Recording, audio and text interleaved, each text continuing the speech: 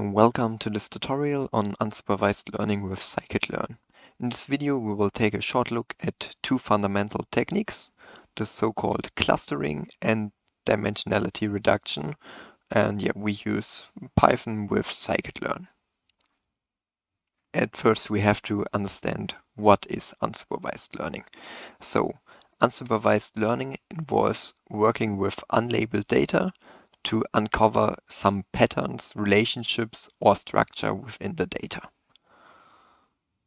So we have no labeled target information and we want to find some hidden structure in the data.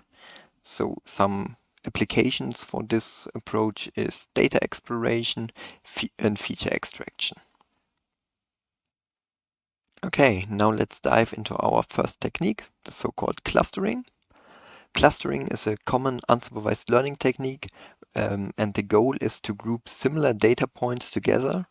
And scikit-learn provides various clustering algorithms for this, but one of the most popular one is k-means.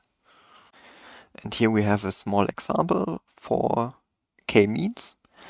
And at first we have to generate some synthetic data, and we do this by using the function make blobs, and that's a function from sklearn, and it just generates some synthetic data, and here we visualize it using matplotlib, and we can see we have here some clusters of these data points, but we have no information which data point belongs to which cluster.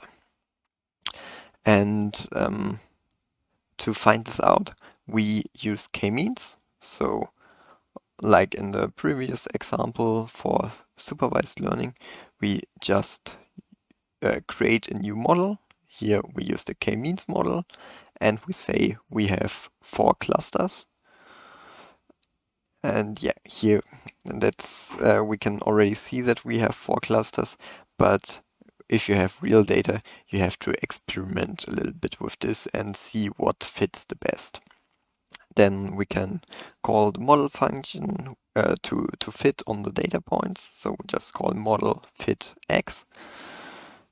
And then we get our cluster labels from the model.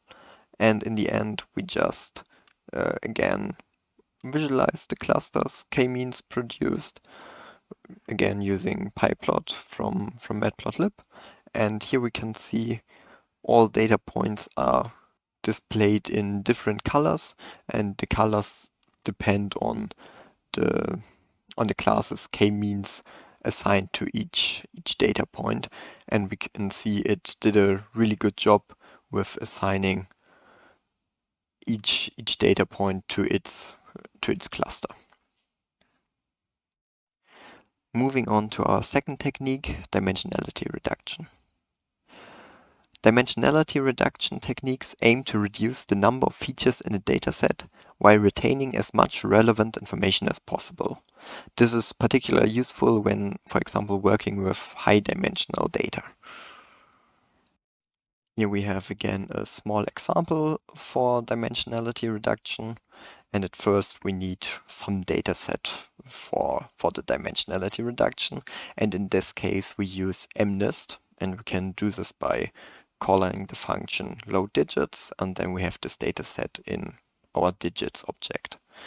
And at first we're just gonna display the first few images from the data set.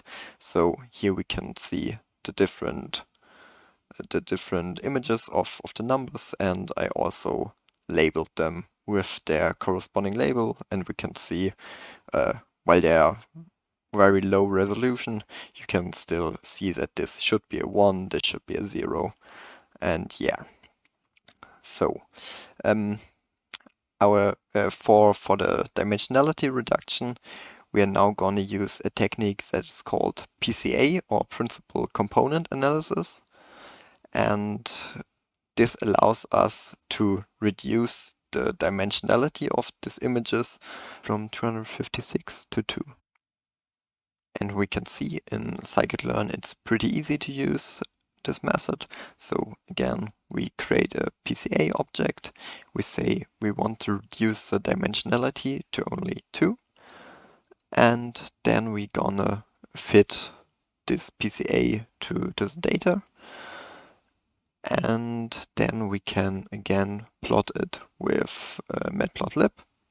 And we can see on the first axis we have the principal component 1, and on the y-axis we have the principal component 2.